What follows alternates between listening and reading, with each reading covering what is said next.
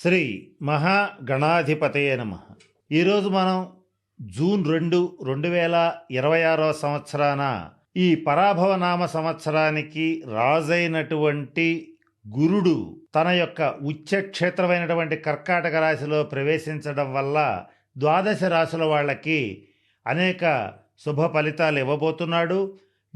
ఇది తెలుసుకోవడంలో భాగంగా ఇప్పుడు మనం కన్యా రాశి వారికి ఎటువంటి శుభ ఫలితాలు ఇస్తున్నాడు.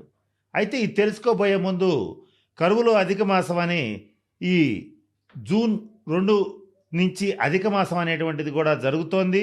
దీంతో పాటుగా కాలసర్ప దోషం ఉంది.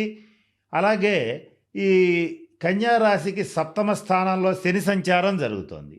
వీటన్నిటి మీద కూడా ఈ అనేక రకాల ఇబ్బందుల మధ్య ఈ గురుడు యొక్క ఉచ్చస్థాన స్థితి గ్రహ సంచారం ఏదైతే ఉంటుందో వాటిని ఓవర్కమ్ చేసి వాటిని తోసి రాజని ఎటువంటి శుభ ఫలితాలు కన్యారాశి వాళ్ళకి ఇవ్వబోతున్నాడు.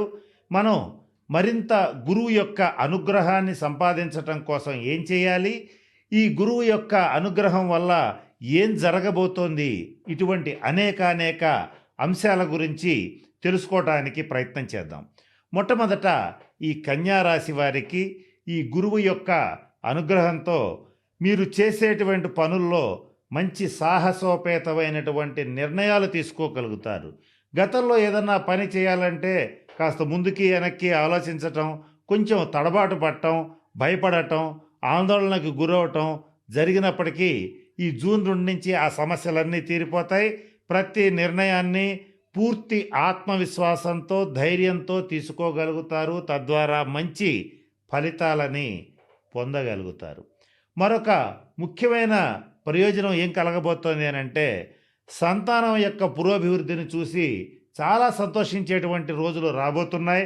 అలాగే సంతానానికి ఎవరికైనా సరే కన్యారాశి వారు పేరెంట్స్ కనుక ఉండేటట్లయితే వాళ్ళ పిల్లలకి వివాహ ప్రయత్నాలు చేస్తే వివాహాలు జరుగుతాయి.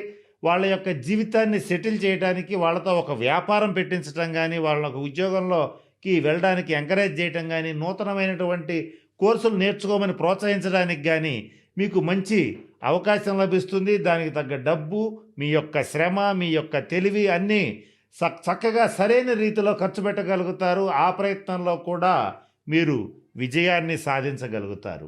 మరొక ముఖ్యమైనటువంటి ప్రయోజనం ఏం కలగబోతోంది అని అంటే, సోదర వర్గం నుంచి అంటే అన్నదమ్ముల రీత్యా కానీ, అక్క చెల్లెళ్ళ రీత్యా కానీ మీకు మంచి సపోర్టు, సహకారాలు, అది ఆర్థికంగా కానీ మోరల్ సపోర్ట్ కానీ ఏదైనా సరే తప్పనిసరిగా లభించి తీరుతుంది.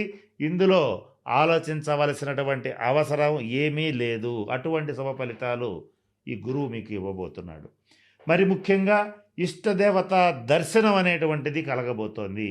ఇష్టదేవత దర్శనం అంటే మీరు ఏ దేవుణ్ణైతే ఇష్టపడతారో, మీ కులదైవం ఎవరైతే ఉంటారో వాళ్ళ యొక్క దేవాలయాలని సందర్శించగలుగుతారు.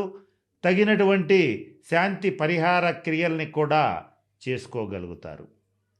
ఇకపోతే గత కొద్ది కాలంగా వ్యయంలో ఉన్న కేతువు రీత్యా మీకు తెలియని ఆటంకాలు, కనపడని భయాలు, అలాగే అనవసరమైనటువంటి ఆందోళనలు కొంతకాలంగా మీరు వీటి వల్ల ఇబ్బంది పడుతున్నారు. వీటితో పాటుగా ఎంత బాగున్నప్పటికీ జీవిత భాగస్వామితో ఎంత మంచి బంధం ఉన్నప్పటికీ కూడా అనవసరమైనటువంటి వాగ్వివాదాలు, అనవసరమైనటువంటి ఘర్షణలు, లేదా జీవిత భాగస్వామి యొక్క ఆరోగ్యం దెబ్బతింటం వల్ల కానీ ఇట్లా అనేక సమస్యలతో బాధపడుతున్నటువంటి కన్యా రాశి వాళ్ళకి జూన్ 2 నుంచి మంచి రిలీఫ్ లభించబోతోంది.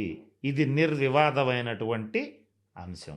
వీటితో పాటుగా మీరు కన్యారాశి వాళ్ళు ఖచ్చితంగా మనసులో పెట్టుకోండి, లేదా గుర్తుపెట్టుకోండి, లేదా ఎవరికైనా చెప్పి వాళ్ళని గుర్తుపెట్టుకోమని చెప్పండి. అదేమిటంటే, ఈ సంవత్సరం మీకు నూతన వజ్ర బంగారు ఆభరణ ప్రాప్తి కలుగుతుంది. అయితే ఇక్కడ మనకు వచ్చే సందేహం ఏంటంటే, బంగారం రేటు విపరీతంగా పెరిగిపోతుంది, కొనుగోలు అసాధ్యం అనుకుంటారు.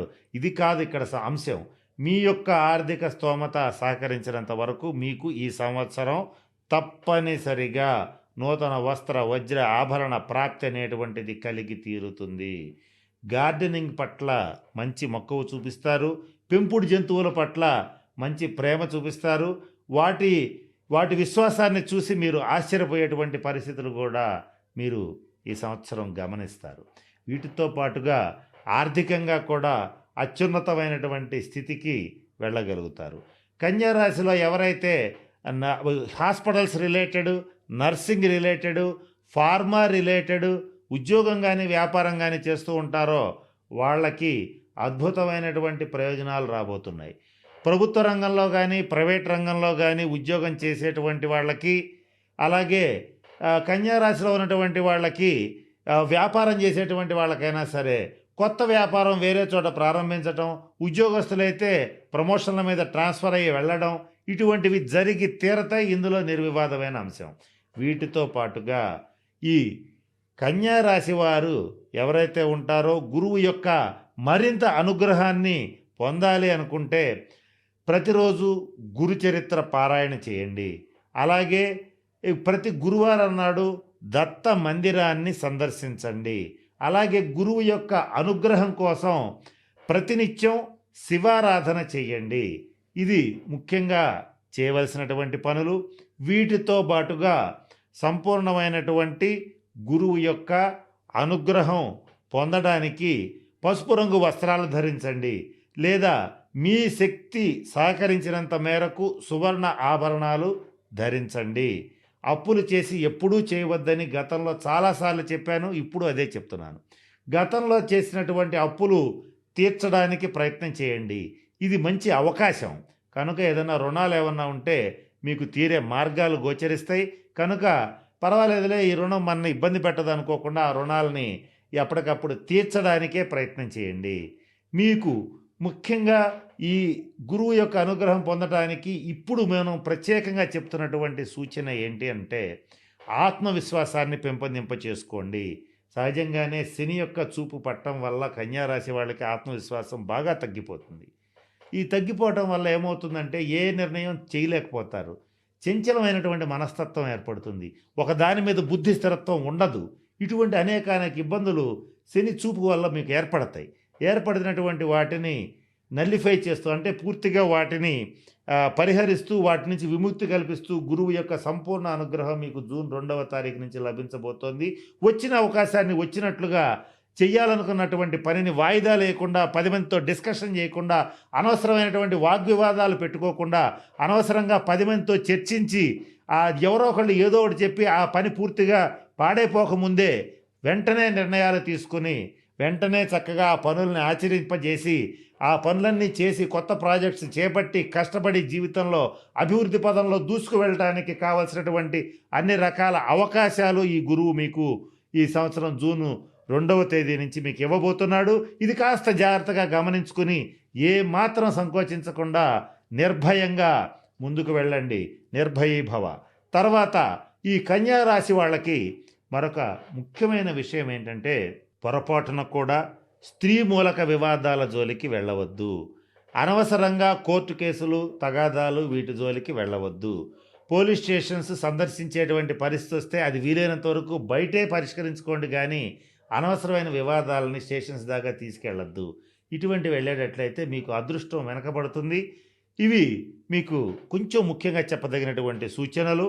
ఎవరైతే కన్యా రాశిలో ఉన్నటువంటి హోటల్స్ బిజినెస్ చేస్తుంటారో, అలాగే స్టాక్ మార్కెట్ రిలేటెడ్ బిజినెస్లు చేస్తుంటారో వాళ్ళకి మంచి లాభదాయకమైనటువంటి కాలం. సాఫ్ట్వేర్ రంగంలో ఉన్నటువంటి కన్యా రాశి వాళ్ళకి మాత్రం గడ్డు కాలం.